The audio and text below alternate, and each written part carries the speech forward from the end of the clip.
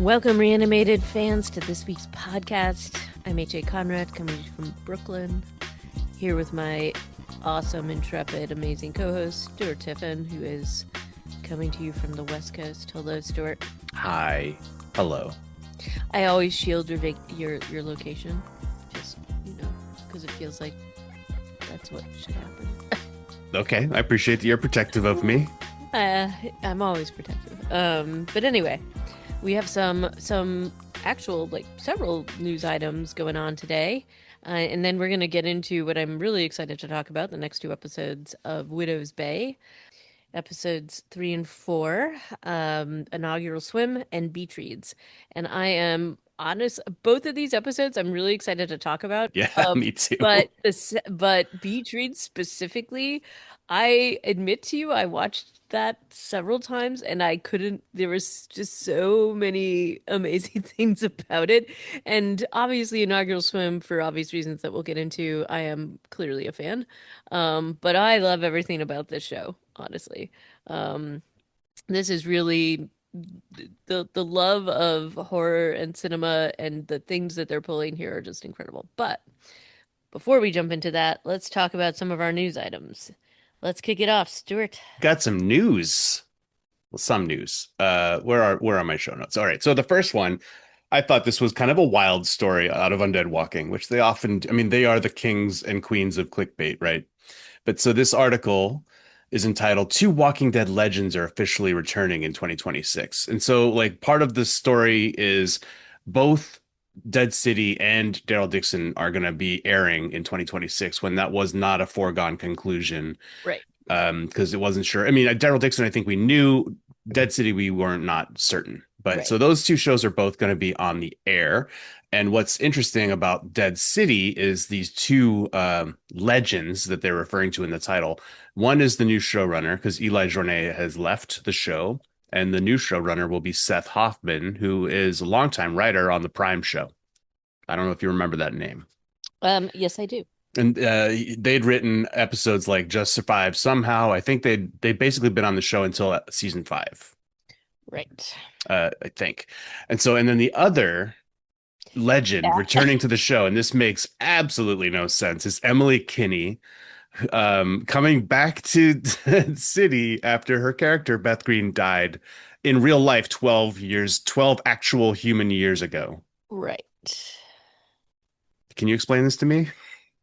I cannot. I think it's gonna be flashbacks. It has to be, right? How Like, can it how be a else would they? flashback? She'll have aged 12 years. Well, maybe. Unless Emily Kinney has like remarkable genes.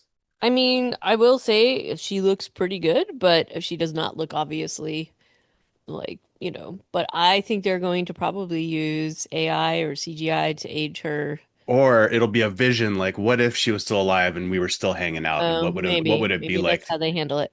I was going for I thought that they would probably de-age her with the tools at their disposal right It now. worked so well in But The Irishman for hey, Robert De Niro. it's come a long way though. It's a little creepy actually. How far I it's come. guess. I don't know. I don't feel like I don't love it when they do that.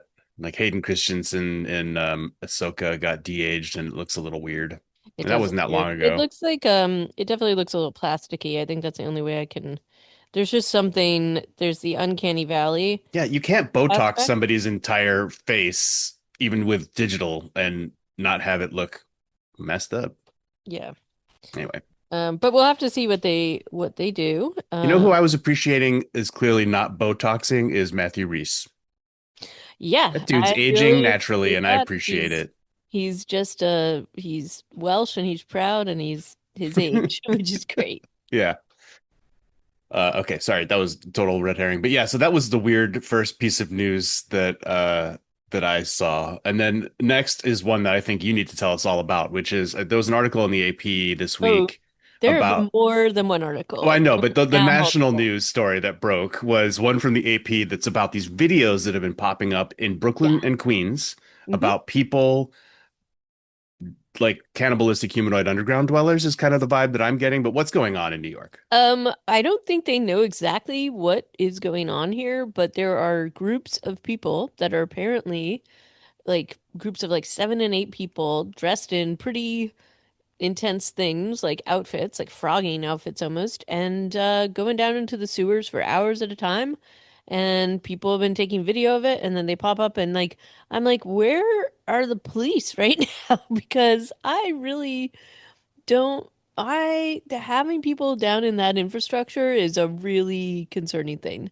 Now, there's some conjecture that they're down there and looking for like riches and things that have been flushed away, but that would be kind of, I just think that's unlikely. Yeah. The AP And article talked to a guy who used to explore the sewers 20 years ago, and he said he never found anything worth anything down in the sewers when he was doing his exploration. For him, he talked about how it was just a love of adventure. hmm, But isn't there some sort of the concern in Brooklyn and these neighborhoods where people are going down that there are yeah. connections to the like not just the sewer hole from your toilet, but like there's some sort of doorway from the sewers into people's homes. Yes, there's some of that going on, but there's also different things related to like there's just like a ton of things that this is not a good idea.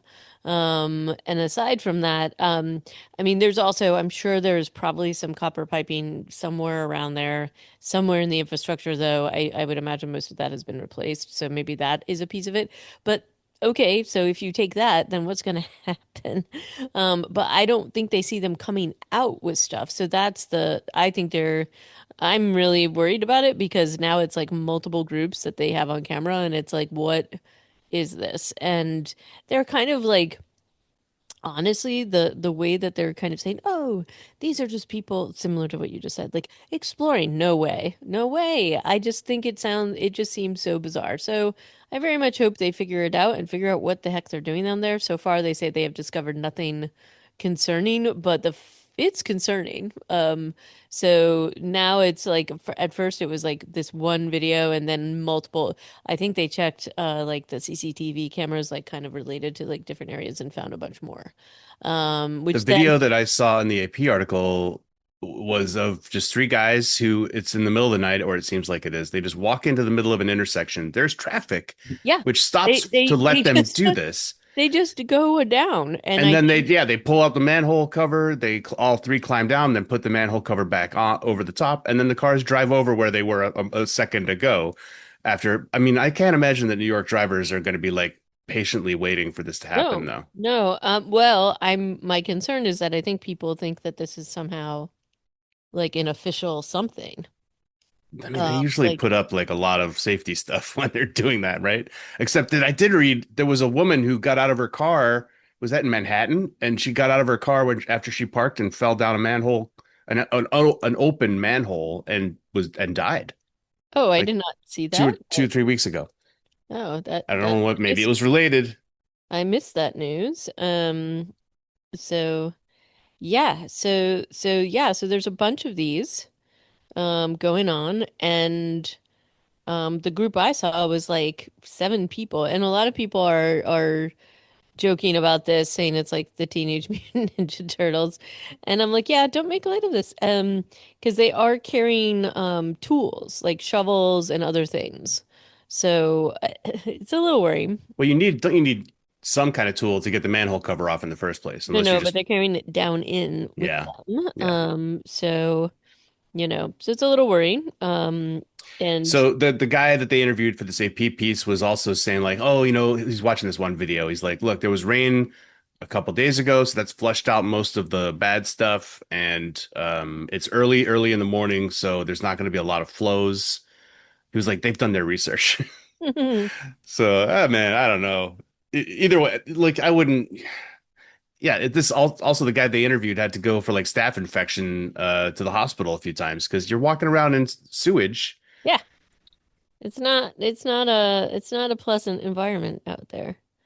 And I just read the thing about the woman who fell down the manhole. Wow, Yeah, that's absolutely wild. Fifth Um, Avenue. So and 52nd Street, like it's not that's this kind is of like this a is not where normal. these other events are happening, which are out in the boroughs, right? Yeah, no. So but that seems to be really an accident because I guess they had on camera that the truck dislodged it. But guess look where you're going. I mean, yeah, she So just parked her car, fell down it. stepped out, and fell into the sewer and died. Messed up. Um, Speaking of messed up, what's next in the news about the vampire Oh, Lestat? so Vampire Lestat premieres tomorrow, and we will have to check that out eventually. We sure will. We've seen some of the trailers. It looks pretty interesting. It looks very Lestat. It looks somewhat over the top, but I think that's what they're going for. So more to come on that, but that is coming at you very, very soon. So that we're really excited about that. Yeah. And I feel like it's going to be because this is supposed to be one told from his perspective, just a completely different tone than the narration of Interview with the Vampire, which is very much how the books are. So I'm very excited to see how this one plays out. And in other vampire news, apparently there is a vampire comedy called Eternally Yours that's been picked up. And they didn't give an exact, I don't think I saw an exact release date for this. But essentially it's about a vampire couple that feels like their relationship has gone stale. So I only bring this up because it feels like vampires are coming back into the zeitgeist. There seems to be a little bit more going on with them than typical. So that will be interesting to see how that plays out generally. And these are Joe Port and Joe Wiseman are the showrunners who have something to do with ghosts. Yes. So that's Um, interesting. so Although the premise to me sounds a lot like what we do in the shadows, so I'm not sure. it does, and that's why I'm like, hmm. Oh, sorry. They do now have a release date. It is September 1st, It's 2026, coming apparently. right up. So I'm kind of excited to at least check this out. And I do love ghosts. And I think the sense of humor is pretty good. So we'll have to see how this one winds up. And then in terms of other awesome releases, dun, dun, dun, dun, Hmm. Silo season 3. Um, Very exciting trailer. yeah, We're seeing God, what's her name? Julie? What's it? Juliet, Juliet, thank Juliet. you. She's going through some stuff. Yes, she is. The silo has changed with the shift in power. Um, and we're gonna have a lot of flashbacks. There was some of that like, oh, how did this all come about sort of stuff in the trailer too. I'm very excited for those sequences. Yeah, So so they've kind of I'm teased it in season two, but they did. So I'm really psyched about that. We have a little bit to wait. But I keep getting all the ads, and every time I see them I get excited. So what's the release date? I July believe it's 3rd? July 3rd. That's Yep. not that far away. No, Right around the corner. it feels like an eternity when you're It waiting for does. Silo, though. Yeah. Also, I know this is like kind of sad and very sad bummery news, but Anthony Stewart had passed away yesterday, which is for me devastating as a touch point. He was in so many things, but obviously, I think, for the Buffy the Vampire Slayer universe and fans, Giles is this character that's a touchstone, and it really, honestly, it made me so. I was really devastated to see this news, more so when I found out that his children, I guess his wife died in December, so Oh. it's just sad, and I just wanted to make a note of it because I think that he was incredibly talented and amazing. And I know, did you saw Ted Lasso, Stuart? Like, because he was, Yeah, he was what's Waddington's ex-husband, right? yeah. So Yeah. he played. I mean, he's in a ton of stuff. He was in Merlin and other things, and he made it interestingly. Like I think he kind of made his debut as Dr. Frankenfooter in the West End, in Rocky Horror Picture Show, and his brother Murray Head is the voice from the song One Night in Bangkok. Oh Um, wow. yeah, so like very obviously pretty incredibly talented family, but for him apparently he was just a delightful and wonderful person, and so all the tributes have been coming out. So that's the end of the vampire news, I guess, slash zombie news for the day. Were you a fan of his, or did you just saw him in Ted Lasso? I saw him in Ted Lasso. I feel like I saw him he showed up in a lot of things. I want to say he was in one of those Harlan Corbin miniseries as like I think in the last 10 years he played a lot of uh bad guys. He did, and I think he was trying to get away from the typecast, but he will forever be Giles to me, as well as the dude in those Nescafe commercials. They had like this weird little mini drama in the Nescafe commercials when you and I were in high school. Or yeah, in high school. So anyway, honoring his memory. But with that, we're gonna jump into Widow's Bay episodes 3 and 4. And Okay. speaking of honoring memories, inaugural swim. I was just totally psyched about this particular episode for so many reasons, but they really took their homaging so seriously in this to Jaws. It was wild. So what did you think of this? Did you know this going in that this was like a Jaws? No, I'm not as intimately familiar with Jaws as you are, since I know you watch it at Not least a couple even times a year, right? even as my friend? Come on. Well, I don't know the things that you know, Mm. but look, it's an amazing episode as they have been. Um, I found this episode to be quite frightening, and last night I will admit that I had some trouble sleeping Oh, after I was really? woken up. Like I was woken up because there was a cold wind blowing through my window, Oh and no. it felt like somebody breathing on me, you know? Oh dear. And then I was like, oh yeah, the hag's here and she's gonna sit on my face, and that's it for me. Wait. Let me get this. Did you only watch this yesterday? Is that what Yeah. happened? Yeah, I watched it Oh, yesterday. okay. I watched it Okay. yesterday. Um, all right. Um, yeah, so okay. Yes, it is very freaky and frightening. But I think it was less frightening for me only because I was trying to look for all these little You details. were deep in the Yeah, Easter egg territory, yeah, yeah. yeah. And I was not because I don't know what to look for. But this one starts out with scenes that the tourism has landed, right? Tourists Loftus has won the first salvo of his mission to bring civilization to Widow's Bay. And we start with a grainy video of like a history of Widow's Bay show that somebody had made, Yeah.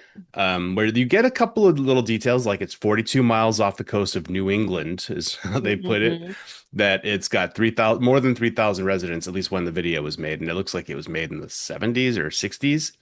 And then the video, as all things with Widow's Bay, ends when the guy he turns around, he like walks away from a globe or something, and he tries to leave the room, And he and the can, he's the just door is looking locked, so he around. just stands in the corner, facing the corner. Okay, and did you feel like um this was meant to be sort of funny, but then it starts to feel creepy? Because I felt I like think that. there's I think they're hitting a level there where you're like, okay, now it's feeling a little Blair Witch because they're Yeah, lingering the exactly. camera on him standing in the corner, but it's obvious like it is Yep. funny too because why didn't they just do another take? Right.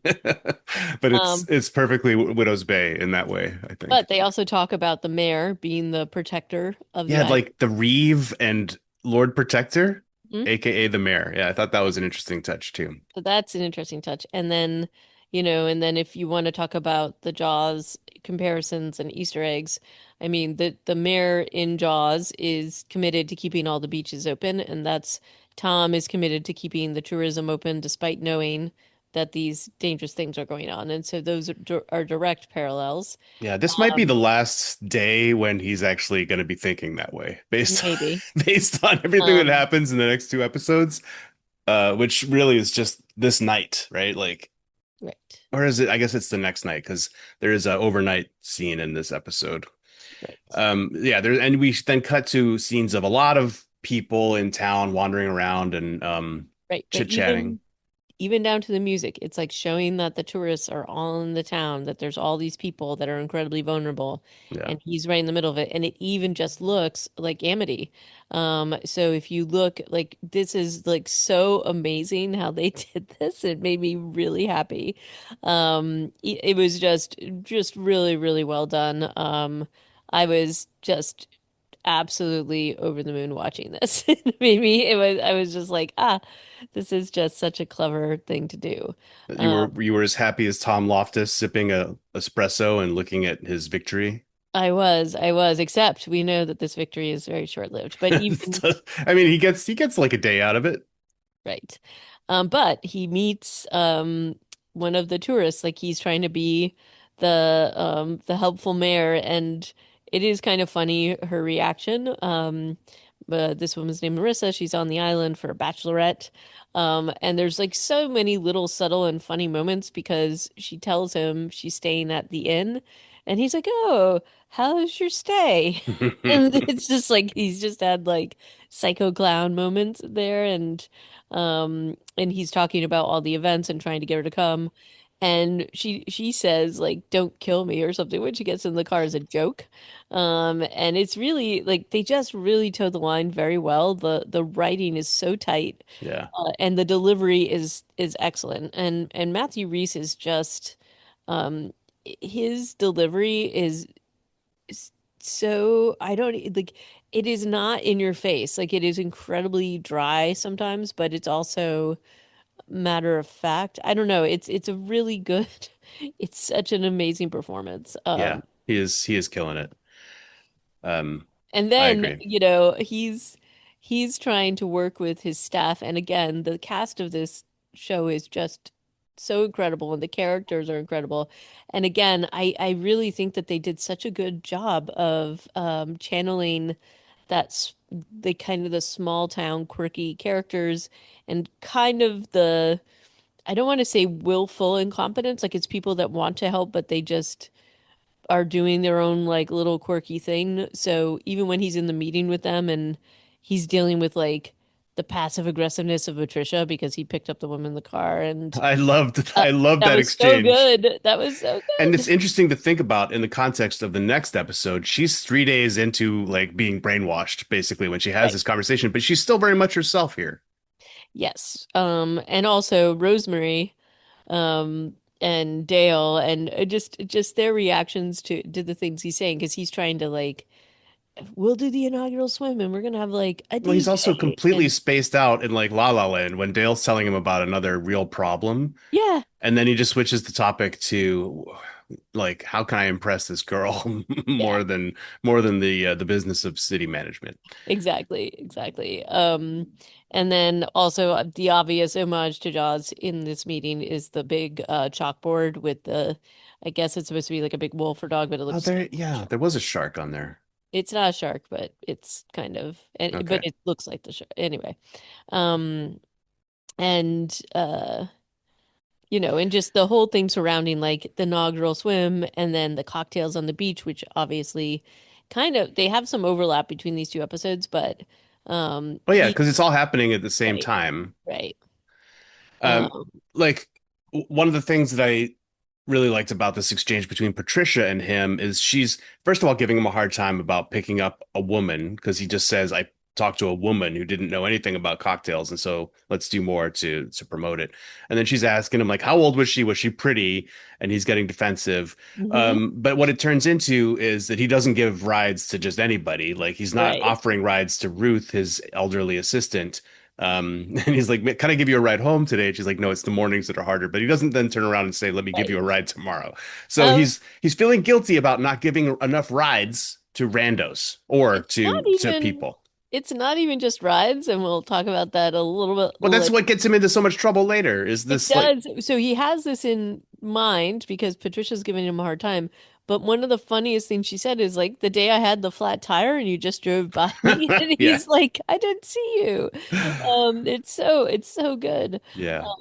So the yeah. So anyway, we continue his little story or his little journey in this episode. And would you say like it's almost like a little journey to enlightenment because even though he's had the incredibly creepy experience in the inn, hmm he's able to maybe think that that's like the the black mold that the sheriff I pointed don't think so. I mean, after his experience with Shep also in the hospital, this is what I was saying. Like every episode, he's out. having some But this sort of one, horrible life-altering experience. And he up is until this episode, I think he's holding to his stance. he And is. And so this is the one where everything becomes clear yeah. and or at least more clear to him. Um and it's so good because it's like there's also the interactions with Wick in this are phenomenal. Yeah, yeah. And It definitely he gets pretty good. I also want to talk quickly before we move too far past it is Evan, who I assume is going to have a bigger role at some point. Right now, he's just kind of like this peripheral character, his son. He's a delinquent. He's very charming. Like every time he's interacting with his dad, he's giving this like innocence thing. Um, and he's grounded, and Loftus is like right. Tom is being like, "You're not going out tonight. I'm going to the Barnabas to meet some colleagues," which is code for I'm going to go see if I can find those I bachelorettes. know. And there's no like there's nothing like a ruthless group of teenagers to make you feel terrible like this and they're all giving him a hard time and oh dear. And that's the next night when he's going. The three boys are all in Evan's room, and this night Oh he's sorry, just I confused home, uh, with saying Evan. he's going to be grounded. Yeah. And then he Oh goes out and leaves him and there. he's like, "Did you rename Dickens Street to Dickhole Street?" And his son's like, "Oh, someone did that? That's terrible." And it clearly was him. And Yeah, it's just really, they have a pretty interesting rapport. But do you feel? I feel like they really capture the teenage angst, the back and forth it's a lot. impossible. I think they capture is it's impossible to parent this. Correct, correct. And it's I think it's been an interesting nice undertone so far that the mayor, everybody knows that his son His is son like the is really worst good. kid on the island and I he can do know. nothing about it. Yep, and everybody knows it too. Yeah. So yeah, that's messed up. But he goes to the Barnabas, it's just a bunch of locals and he leaves like disappointed. And then on his way home is when he is driving along this dirt road and encounters a woman in a nightgown and she's walking in a scary way. This to Yep. me, this is a very scary scene. I don't know. How did you do with it? I was okay with it, but I also did watch it in full daylight, which I have ha found that I tend to have to do with these episodes. So, but then I'm fine. But I don't live in a place that, you know, people could get into my house. So, Sure. meaning I'm not on a ground floor. So, Yeah. Yeah. So she's walking like tottering. It's a jerky sort of walk.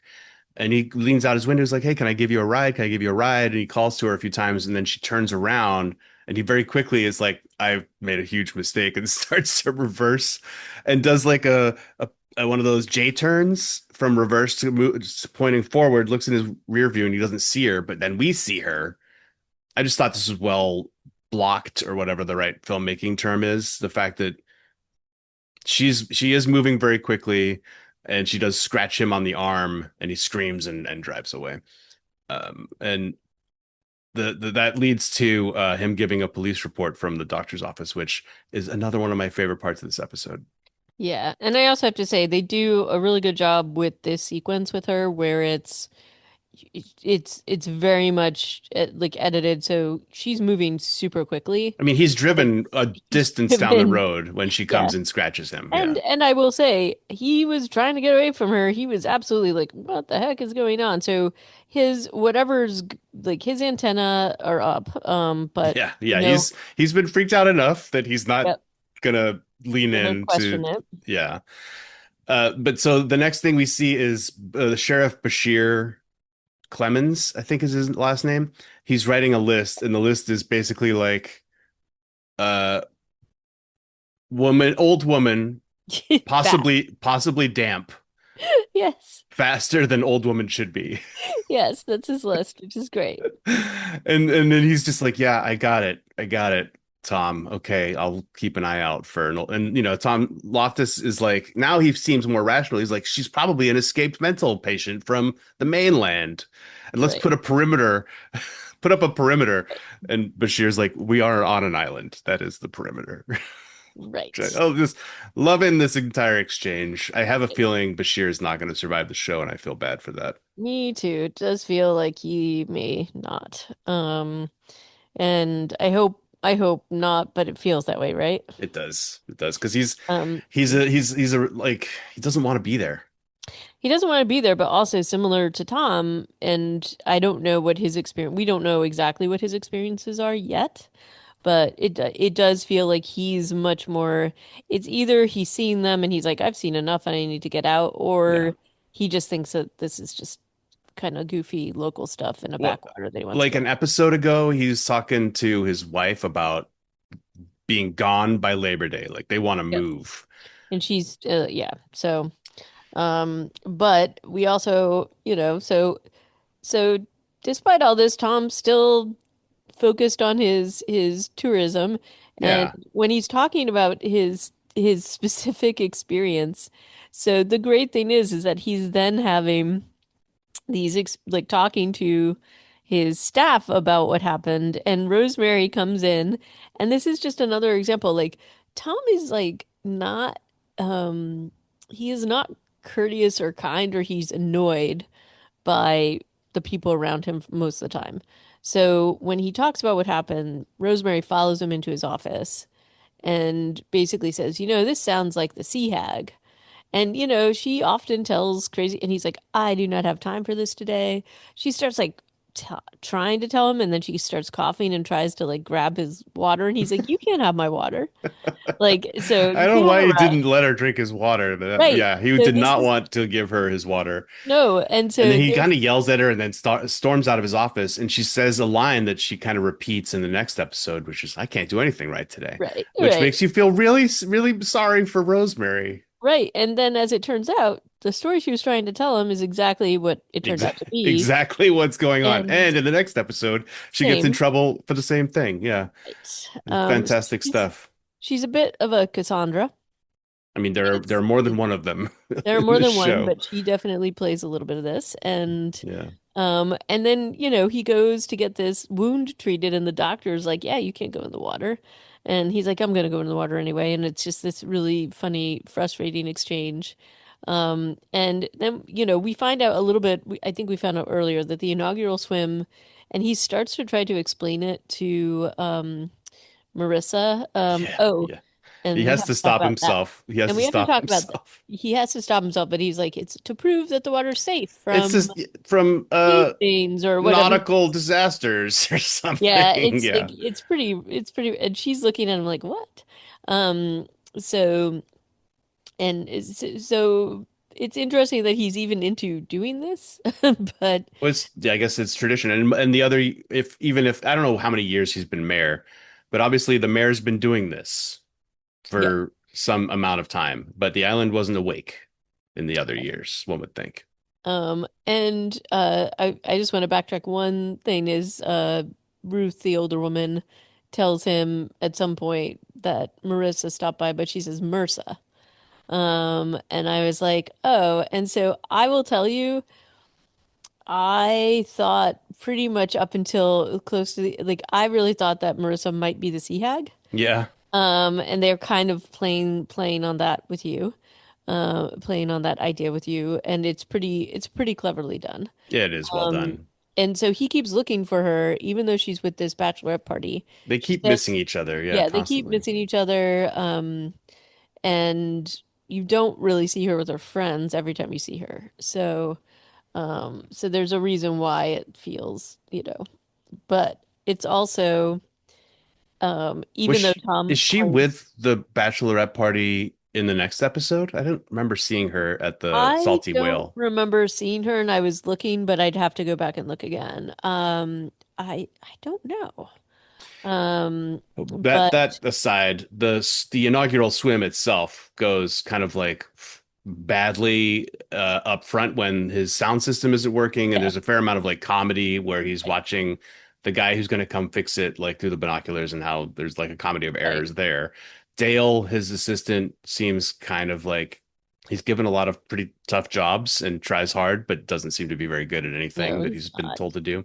And that continues Um, into the next episode also. and he also doesn't like to give bad news to whoever he's trying to do Yeah. this. He'll just sort of like he'll just give it as you ask him, but he never volunteers it, which is pretty funny. Yeah. And then this is the other huge Jaws sequence. It's the beach sequence. Everybody dressed it like he's dressed very retro. He's wearing And a bathing suit and a rash guard. It's not that yeah, he retro. looks a little rich. But Okay. anyway, but they have even the scene, even the way that the camera pulls out, um it's very Jaws-esque, other than this part is not at night, but he's supposed to swim out to the buoy and I guess touch it and come back. And he already is starting to psych himself out. Only when he gets out there. They do this with the music. The music is Yep, like this swelling, emotional, optimistic, yep. hopeful music as he swims out to the buoy. He touches it, waves to the beach, smiling, and then looks over and catches just a glimpse of Ooh, the hag's balding head dipping it's back under the scary. water. It's It's pretty yeah, it scary. is. And so he starts to swim back, looking terrified. The music, I don't remember what the music was. Is it like Jaws-esque here? It's not quite, I mean, because they can't really do that, but the underwater sequence with his legs kicking and the Yeah. stress is they're ratcheting up the tension for sure. And you see one And glimpse of her moving quite fluidly, right? yep. And then he makes it in, but he got a gash on his leg. He doesn't really make it. I mean, that was to me terrifying and hilarious. Also, there's like a jump scare in the water where she grabs his leg and Yeah. he's freaking out. And then you almost like smash cut to Bashir walking up to him where he is in ankle deep water and Yep. helping him up, going, "Here you go, buddy," or something. Yeah. And And he's like he's the terrified, people on the beach are looking at because he's been doing the same thing he did in the first episode. He right? is freaking out, but in he's at the shore. Yeah. And so it's just like there's a bit of seaweed on him, and Bashir's like, "Here you go," Buddy. then Loftus is proper freaked, and now yeah, like you said, he has more. He has another cut now on his leg, and so this is, I think, when he goes to see Wick. Wick. Yep. Yeah, Go. and this is a segment that was in the trailer. I think that there was a trailer that deals quite a lot with this set of sequences with the hag. But he gets the song from Wick and the description of what happens when the sea hag Yep. scratches you. It's like a homing thing, and she can find you wherever. And he tells him that the only way to survive this is to seal himself inside a box for 72 hours. I love how specific Wick's knowledge is. Right, but also the whole sea shanty thing is very quaint. And Ah, but yeah. the other thing that just makes Wick, Wick's trying to explain this whole thing, which is essentially what Rosemary had been trying to do. But Loftus is listening to him and listening to the song, and then he's like, "But how does she kill you?" And essentially, she sits on your face, and he takes that and he's like, "No." I'm gonna reject this whole thing. You're absolutely full of it. And he just rejects it and walks away. And And Wick's what just Wick has also told him though is that he's gonna become like, paralyzed yeah, like that. because of these scratches that he has. And the scratches are also her way of tracking him. So Yeah. he's got to wait for them to heal. And his recommendation is to lock himself into a chest for 72 hours. Like, yeah, that makes sense. Um, and I will say, Wick looks like really concerned. And we do see later that he is indeed concerned And because he's just he like, leaves a voicemail. Yeah, he is actually like there's a real corner that gets turned in this episode where they yeah, are going from antagonists and rivals to their two ride or allies. die pretty much by the end, right? Yep, Um, so that's pretty interesting. So Evan then he comes home because he's gonna go to Patricia's evening cocktails, I think is the plan. right. But when he is home, he also is told maybe I think that Marissa is waiting for him at the Driftwood. I think Evan Yeah, tells him that. And yeah. so he after I don't know why he did this, but he's like, "Yeah, Evan, you can go to a sleepover party. Um, you're I not going think to go he's out on the tired. town." I think he's just fi tired of fighting him a Yeah, little bit maybe. and just is like, whatever. His friends are already there. Part of me is like, well, why don't you just stay at the house? Like, that probably makes more sense, but cool, cool. But yeah, so he lets Evan loose essentially. He gives him permission, but he tries to extract from him a promise that he's just going to stay at this friend's house and not go out. But no, We of all know course that not. that's not going to happen. So, Yeah. And so he goes to the Driftwood and meets Marissa, and Kathy is somehow also the server at the Driftwood. and gives her the like it's there's just some funny stuff with her as Yeah, always. Kathy is a pretty funny character. Like she's giving people the wrong food and interrupting them when they're having like a conversation. Like Tom is telling Marissa about his dead wife, right. and right in the middle of that, Kathy walks up and she goes, "What's up, fam?" or something along those lines. Yeah, It was yep. very funny to me that she, because most of it is like Tom's derision of her is most of how we have that framed. We don't really know that Kathy's that bad at stuff, but no, it's pretty bad in this Yes, it episode. is. It's like she serves Marissa like a hamburger and fries, and Marissa ordered like a sundae. Yeah. She's just yeah, she's one of those, um, and then things turn kind of weird though between Marissa and Tom because he's like, oh, I got to go to this work thing, and he's fully aware that Patricia's just gonna have his head if he doesn't go. Yeah. So he invites her to go, which would be like sort of an obvious thing. Yeah.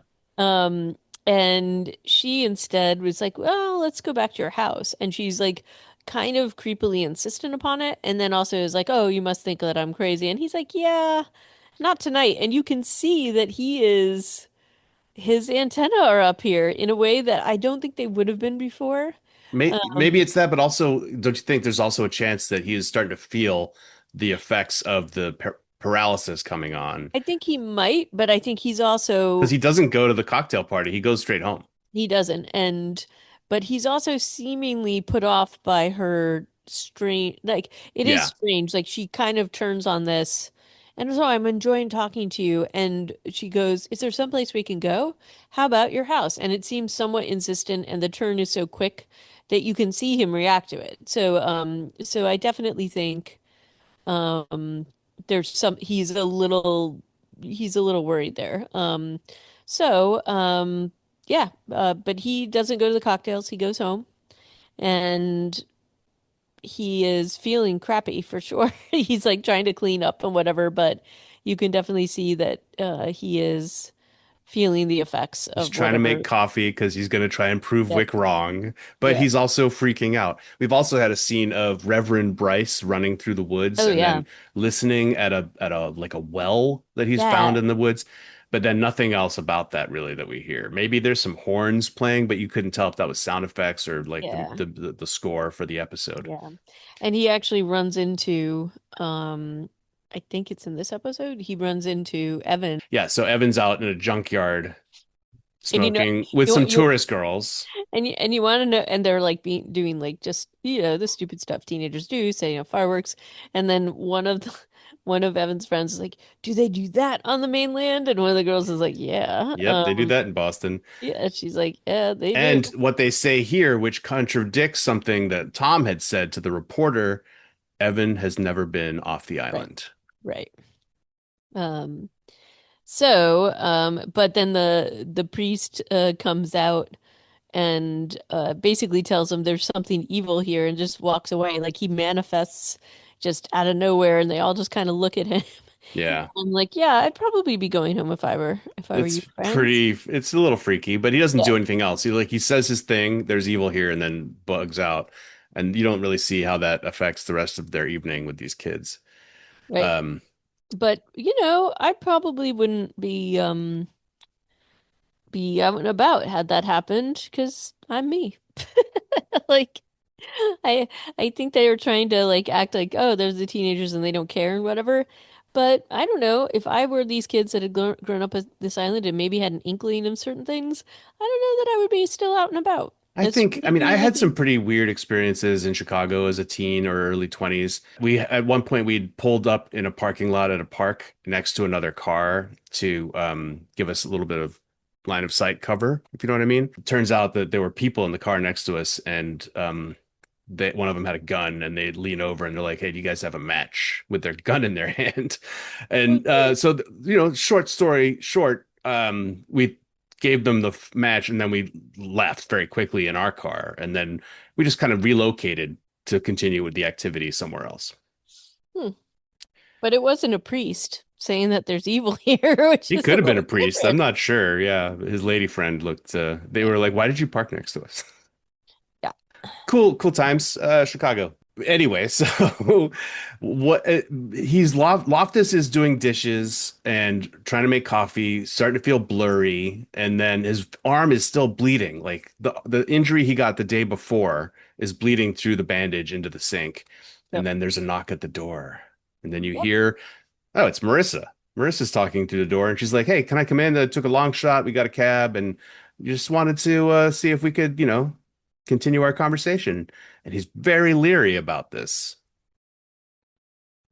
Does not let her in, basically. He's like, "I know what you are," is even how the last thing he says to her. And at some point, I guess until this next shot, HA, were you convinced that she was the hag? I was. But then were you convinced that she wasn't when they showed us her getting into a cab and saying how embarrassed she was? Sort of, but it still felt too close to like what it just felt too weird that she ended up there and he felt the same way. I don't think she was, but I think that's what they were trying to get us to Yeah, believe. and it is a really weird thing that she would have been that persistent in trying to find him after he'd already said no once. Yeah. Pretty strange. Yeah. Um, but I'm kind But of proud of Tom for how he dealt with that in a way, right? Although he thought she was a sea hag, instead she was just like a very persistent, kind of scarily obsessive lady who wanted to talk. Um, but then he goes and sits in his armchair with his baseball bat and passes out almost immediately. yep. And He's then put a chair against the door. He's like tried to blockade himself in. The voicemails on his machine that he'd played earlier are one from Wick saying, "If she's not in your house yet, she will be, and you got to, be careful, mhm, man." So that was a real nice moment that Wick would have yeah, sent him that message. And the other one's from Patricia who's saying, really upset that he's not at Sunset Cocktails. "Yeah, Um and yeah. So the hag is in the house and well, first he has a vision of his dead yeah, wife. and so She's an actor that I recognize. I've yeah. seen her in stuff. But he comes out of this vision and realizes the hag is there and it is so creepy. And she's like kind of huddled down and like crawls up on him in the easy boy, like the lazy boy recliner.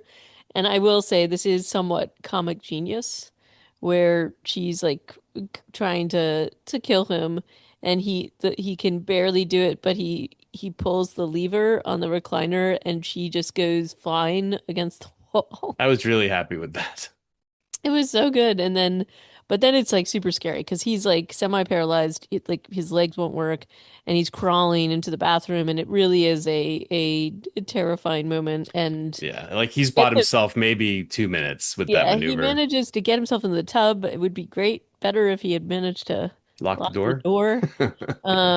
But no, he gets in the tub, and then when we think all is lost, Wick comes, saves the day with a shotgun and No, destroys it's like a harpoon gun. something. Yeah, like it's a Because harpoon. it's lodged in the wall behind Tom as he gets out of the.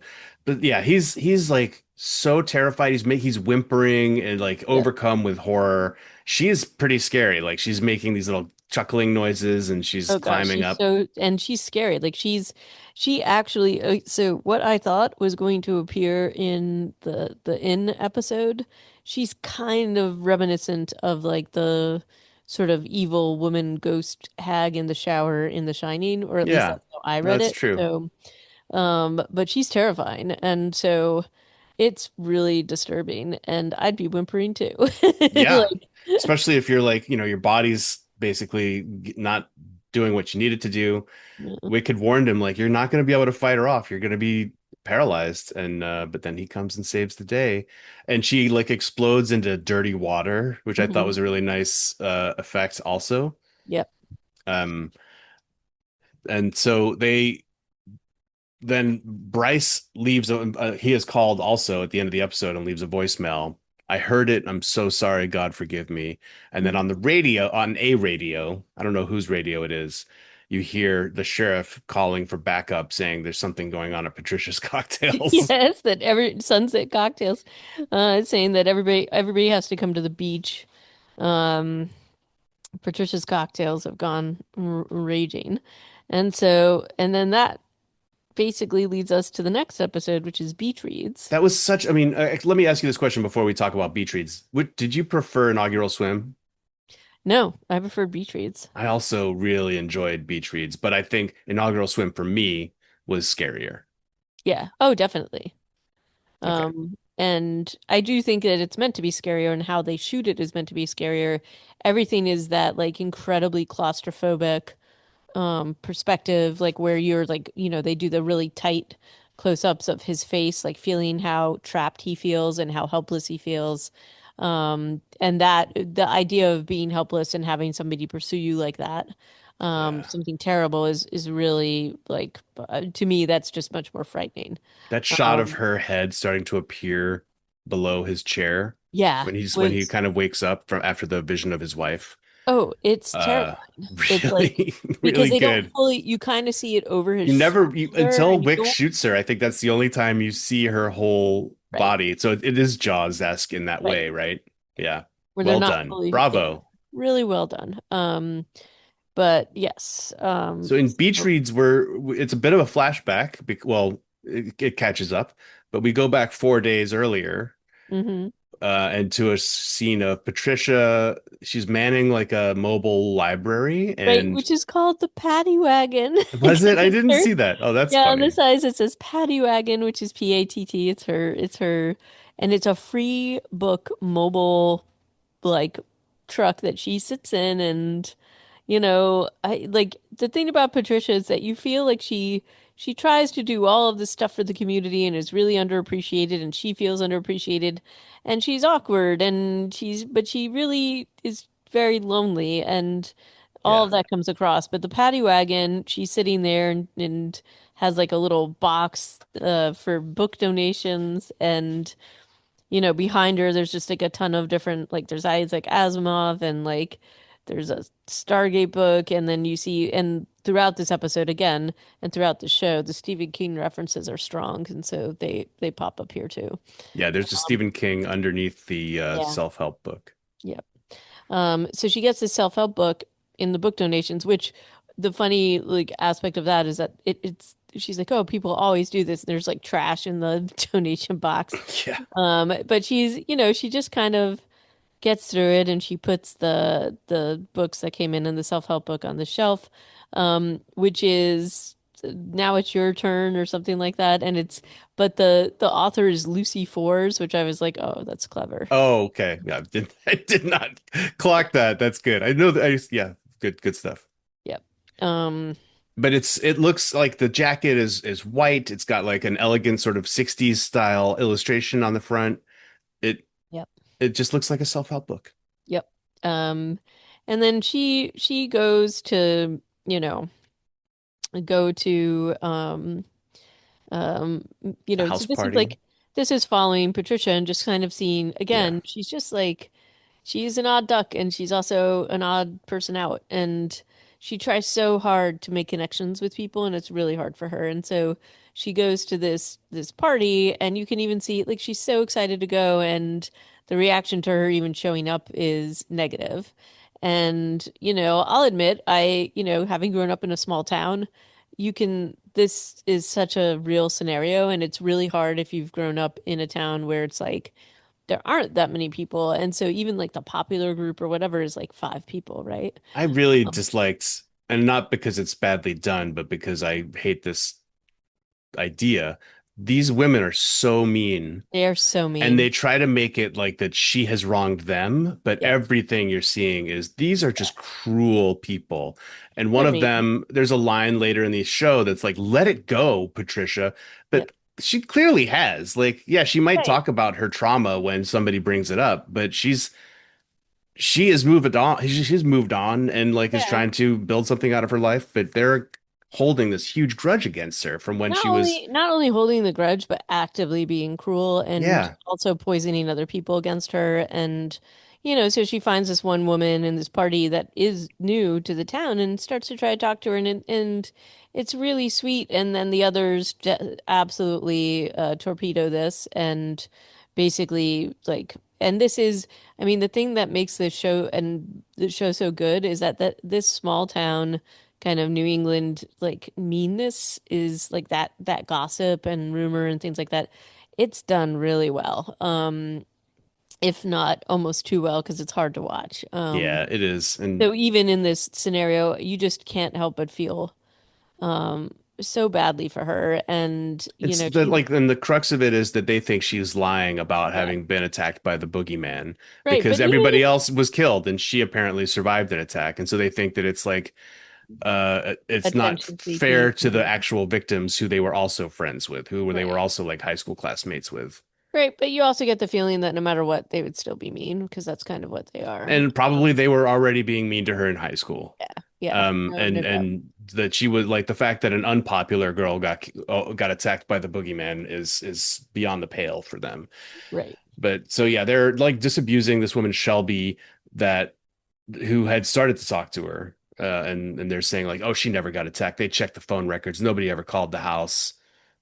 And as the episode goes on, there's another interaction where the main one, I forget her name, is like, "Oh, you hid under the bed."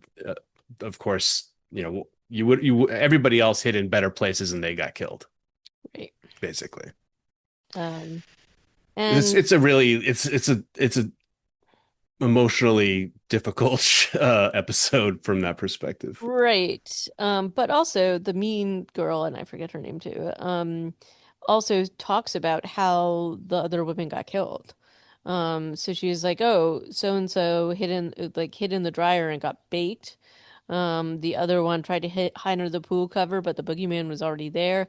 Like, so this was an incredibly traumatic. This is not like this is all traumatic for all of them. So I think that's also a piece of this too, is that you're sympathetic to Patricia, but also they have also been through trauma as well. Yeah, So but they're it's taking it out on really, her. yeah, but it's really hard to be sympathetic. And so Patricia leaves this little gathering, to go home and read her self-help book, or Well, she goes, she had put that on the shelf and moved on, oh but yeah, then as she comes home from the party, the lights are on inside yeah. the paddy wagon, which I did not see that was what it was called. And the book is on the floor in the middle Yeah. of the wagon, and so she, I guess, takes it inside and starts to read it.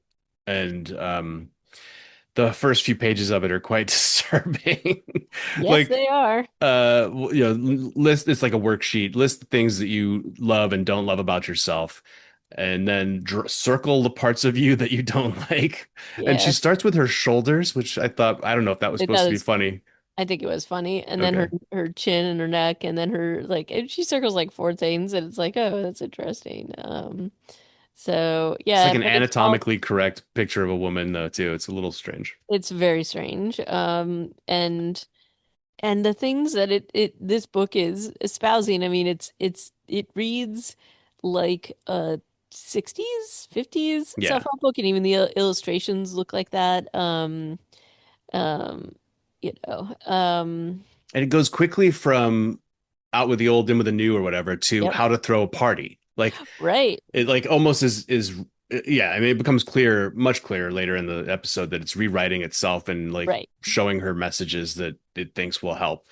But it probably And on some level it always was trying to get her to do something like yeah, it's this. definitely, I mean, given the fact that it's written by Lucy Forbes, I think that that's, that's what the devil does, right? It plays to your weaknesses, it's playing to your insecurities, and in this case, it's asking what they are and then rewriting itself to kind of appeal to whatever it is. And so, um, and in this kind of like Carrie scenario, which is really what it feels like, um, you've got you've got it playing to that her need to be part of this group, that she's been ostracized. So it's like, what better? Let's do a party, and everything comes around the party. It's like your life could change if you just throw the right party, and it's Yeah. like, oh dear.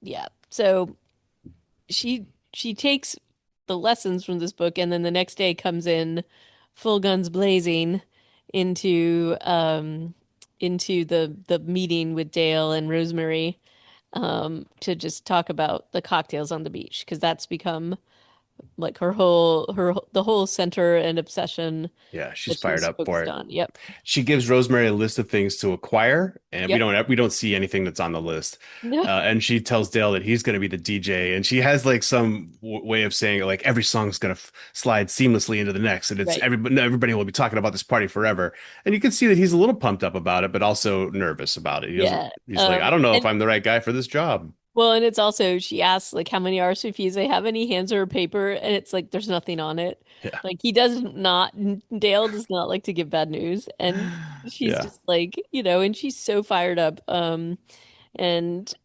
Rosemary's reactions are so good. they are. So yeah. So and then, we see her obsession just start to really pick up some speed. And so Yeah, she's oh, doing like manic note yeah. taking.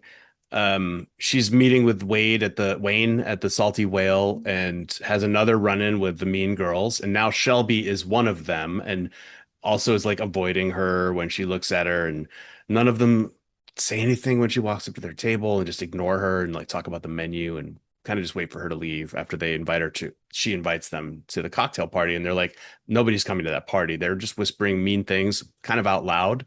And that's the part that I think even the meanest people tend to do that a little more quietly and subtle. I think, but maybe not. Right. They are not here. This is full on Carrie vibes though. Like, and there's even more Carrie as we get into this later on, but you make it so incredibly you've seen Carrie, I'm sure, right? I don't think I have. I mean, they right out of the gate, they make this such a like horrible existence for this girl, and this is exactly what Yeah. Patricia is. This is who she is. And it's so blatant like this. So she invites them all to her party and they all kind of tease her and say, "Oh, well, there's another party going on. Nobody's coming to this." And you can hear the thing that's so hard is that she is brave and confronts them is like, "Hey, why are you so mean to me?" And they kind of get into it about like how my friends died and you just wanted attention and had to be a part of it. And like it's just really awful. And then you hear all these like very like mean comments. Like she hears it in the background and just kind of keeps going on with what she's doing. But it's really painful and harmful and hurtful. And Yeah. you cannot help but feeling like sympathetic towards her. And she also has a bit of power of her own because It she turns like, out she is quite empowered. yes, There's also been a scene that has also like clued us into just how wacky things are going because Bashir is looking for the sea hag on the city's like 4 security cameras and sees a video of Patricia sitting like a picnic bench by the docks reading her book, and I think the camera goes from like 7 p.m. to 4 a.m. yeah. And And she's he's like, still "What there. the world is going on?" But of course, he And she doesn't do has not, anything with this no, information. no. But it's Although he has a she's feeling something's up. So, yeah, I think so. So when the party begins, like it's not really going very well. There's not a lot of people there. People are not, it's just staff basically, and they're the only ones who ever RSVP'd. I think she'd gotten that birthday party canceled, like on a permitting thing. oh, she did. So yeah, It, so she kind of made it so there was no other event for people to right. go to. And they And all so show up, and she's yeah, so desperate for people to stay, and she's really, it's that she um um is Kate O'Flynn is so phenomenal in this. Like it is so cringy, like when she's just getting people to come and stay her and be like, dance moves and yeah. we're gonna dance and like her dance moves and things like that. It's so good. She's wearing like a little headband, Yep, not a quite a little tiara. tiara. It's a little tiara. It's Is it kind of okay? But tiara. it's quite flat to her head. She has a cute dress on. I thought she was actually looked nice. And so I didn't understand it when people were saying, what is she wearing? What is she wearing on her head? Yep. And Yep. Rosemary is giving her some like, I don't know if you want to wear that exact head. Does she call it a Yeah, headdress? yes, she does. And Patricia's like really mad. She's like, just be supportive. And I do love how Rosemary kind of takes it all in and then is always going to the window to just have her wine and smoke her cigarette or Yeah. just like goes to the bar. And Um, after Patricia chews her out after the headdress comment and says, just be supportive, like once again, Rosemary says, wow, I really just can't do anything right today. right. Um, And, Patricia's manically cutting up fruit in a strange way and making this punch. And I do like how she's out there trying to get people to stay. When she comes back in and the book has this page open, it's like, serve the punch now. And she's like, Perfect time yeah. to serve the punch. And she's like, to who? Yeah. And she gets all mad and then leaves. And that's when we see that she leaves a voicemail for Tom. But then she goes out and now bigger groups of people, the bachelorette party came in and she's just like, we're gonna do this and like give them some Yeah, shots. the And then, bachelorette party really saves her. Well, right, actually, no, nothing saves her cocktail party. I nothing guess really she saves her. saves her cocktail party in a way, Right. which is one of the greatest injustices of the episode. I Also, know. um, so yeah, but then we go into these like this montage of her being a great hostess, and like people are dancing around her because the punch has been served, and everybody's drinking the punch. She's drinking the punch. Dale's drinking the punch. Everybody's drinking the punch, and then they're all smiling at her and having a good time. And then one shot, I think, is you see them making that O face in the background as they go around the dance floor. I don't know if you, there was just one shot of that or Oh one yeah, quick yeah. And flash of they it. and it shows that what she is experiencing is very different than what everybody else is experiencing. Like Yeah. what she is, this manic, this crazy kind of thing is like you get like that there's just this quick flash and you see them all just actually just standing there with their mouths open in a creepy way, Yeah. like zombies actually. And then it quickly switches back and it's everybody having fun and partying, And but smiling broadly at her, right? that's the first. I mean, we have some inkling, but this is the first one where you really see that reality may not be matching what she is seeing. Yeah. Um, Then the book says time for the toast, and so she right. reads and it says read these words right here. And so she reads it out, and it's just like, hey, let's have a great time. I'm so glad we're together as friends. It's like a totally normal toast. It's like, what a great time for our town.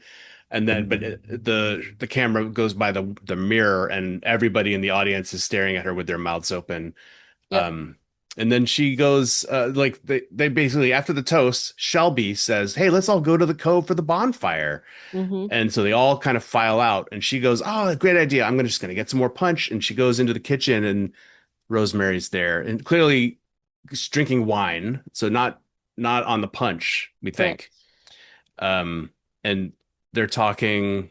Rosemary's like, I didn't understand a word of that toast, and I'm not. You want me to be supportive, but this just doesn't feel right, or something along those lines. And then the sheriff walks in, and Yeah, and the sheriff he says kind of breaks the spell he somehow. I'm not does. He sure how breaks. she gets broken out of it. I think he just asked the direct question, like, "What are you doing?" Yeah, And she looks at him, and then she turns around and sees in the mirror that she's actually wearing this crazy antler headdress, this pagan headdress, and it's like a complete revelation for her. Like it's a complete turnaround. She like there's actually the thing she's actually cutting up are like animals and blood, yeah. and all this other the ingredients that Rosemary went and got for her. Which Rosemary at one point is like, I didn't understand half the things on your list, and it's like, what do you mean? There's like strawberries and stuff like that, right? And but instead, it's actually all this like pagan and witchcraft and things like that, and then she freaks out and is like, oh my gosh, what have I done? And realizes something really bad is going to happen and runs out and sees the book, which is now looks like a, It looks like the Necronomicon, it does. And I think a that's little accurate. version. Yeah, It definitely does. And starts to go through it. And so it's just horrible, all the things in it. And they're like, you see the reality of what that room looks like, which is like essentially the punch's blood. And like, there's these little, bits of animal in it. and yeah. And also There's like Blair Witch stuff scattered yep, around. yep. So they have to And chase down the party goers who are walking with their mouths open. There's a big fire on the beach. I'm not sure when she had time to build that, but that's there. And they're all walking, I think, out into the sea. Like they're not yep, going to the fire. They're yep. walking slowly into the sea. And Bashir's trying to stop them. That's when he makes his radio call. And Patricia has taken off the headdress and she's trying to stop them. Hmm. But then they're not stopping. And so she runs toward the bonfire. And I think this is a really heroic moment for her. This is. She, burns her. She doesn't actually look like she gets burned, but she is holding her hand into the fire because the book would not come out of her hand when she Nope, tried to because I throw didn't it want to in. be burned. And Once so it does fall in, the bonfire collapses and the people all come out of their stupor. And of course, Mean Girl in charge. immediately accuses Patricia. I mean, not wrong No, that she she's like, we drugged were all us. drugged. It was a punch. It was her. And poor Patricia is just, you know, She what just else saved their can she lives, but also She she did, did but she cast a also spell. did cast a spell, um and this whole sequence made me think of the initial part where the reporter was going through the Yeah. historical society Great and point they of talked pride, about the killing all the witches. witches. We got them and we burned them, Yeah. and how many women may have come under the spell of this book or whatever power this is, which is apparently like Lucifer. Like not we're talking about the main big bad, right? Yeah. And so how many of them were actually under the spell versus acting out of like evil intent. And we see how easy it was for it to play upon Patricia's insecurities and fears and about, and playing upon the dynamics that are in this town. So she's still the odd person out, still vilified, still this, unfortunately, this pariah by this group of people. Yeah, I'm part of me hopes that the town and this story is just going to keep accelerating to the point where these social problems are not going to be a thing that she has to worry about for much longer. I hope so. And I feel like there's still, I mean, to me, it feels like there's still more to come between her and the Mean Girls, where Yes. she's going to have to save them or something because, or it like, I don't, or they won't listen to her to their detriment, something like that. You know that there's got to be something with the boogeyman coming. Yeah, there's an Um, episode called The Boogeyman, oh, I well then, think. there you go. I've been really trying to behave myself. But, meaning not going Yeah, forward. no, I know what you mean. Anyway, but She goes home, or she basically is walking home dejected, probably, castigating herself and feeling really bad. And then Loftus and Wick pull up in an old pickup truck to save her in a way, like dashing in a way, well, right? this is actually the part where I loved because she's walking and she's downtrodden and Tom gets out of the truck and they've just come from sea hag time.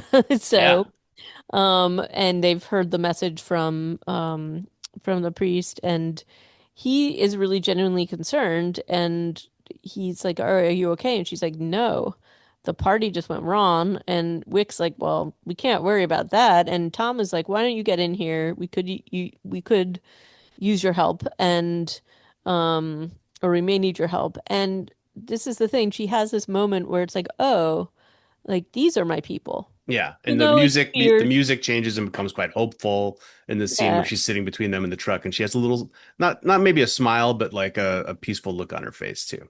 I right. like that too. Because yeah, this is a probably the happiest moment in this, like for her especially. But and then they It go. doesn't last too long Does because they not last long, unfortunately. But go to because the they church and find the yeah, Reverend has yeah, killed himself or yeah, has been hanged on the back of a door in the church. And yeah, like all of the notes are scattered around. I mean, obviously we'll probably pick up the story, I imagine, here in the next yeah. episode. And I don't know that he actually did, or that some of this is his doing.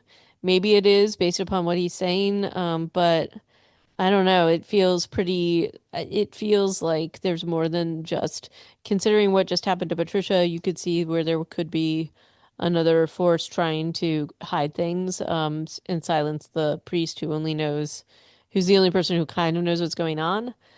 So I feel like this is not really him that has done this. I think something else has done this to Yeah, him. maybe. He certainly doesn't But seem himself the last two times we've seen him. no. But anyway, yeah, so that was the ending of this episode, which was pretty dark. It's a really good episode. It was such a well done episode. All of the camera work, the acting, the editing, the Easter eggs, it just could not have been a better episode, honestly. So at this point, this is my favorite out of the whole series. So. Um, and I Yeah. am a huge I was already a Cato Flynn fan, but I am a huge Cato Flynn fan. This was just so good. Um, Well, but I'm really hoping that our trio of Patricia, Wick, and Tom Loftus can stay together and like do some heroic stuff in the next couple episodes. I don't know. It's pretty early in the arc, and I think that there's a lot more darkness to traverse here. yep, indeed.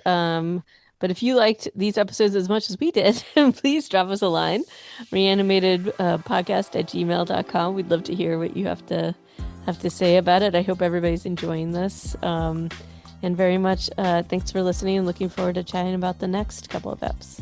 Thank you for listening.